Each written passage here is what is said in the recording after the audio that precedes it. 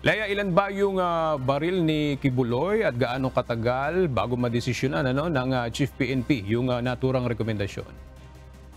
Magandang tanghali sa iyo, Aga. Mayroong 19 na baril itong leader ng Kingdom of Jesus Christ na si Apollo Kibuloy. 18 ang short firearms at isa ang long firearm.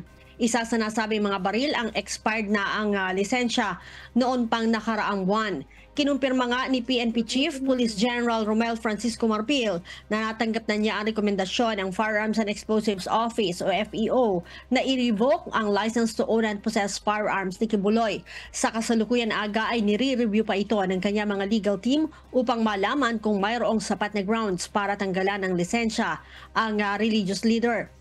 Kapag na-review na ang rekomendasyon, Aga, ay saka aniya niya ito pipirmahan bago pa ipatupad. Una na ipinaliwanag ni PNP Public Information Office Chief Police Colonel Jean Fajardo na nakasaad sa Republic Act 10591 o Comprehensive Firearms and Ammunition Law ang mga maaaring basihan para bawian ng LTAP ang isang gun holder at hindi papasok sa grounds ang kinakaharap ng kaso ni Kibuloy.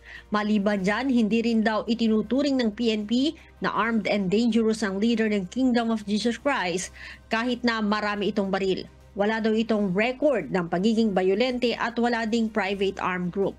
Si Kibuloy, Aga, ay wanted sa mga kasong child abuse at sexual abuse. Aga? Maraming salamat, Leia Ilagan.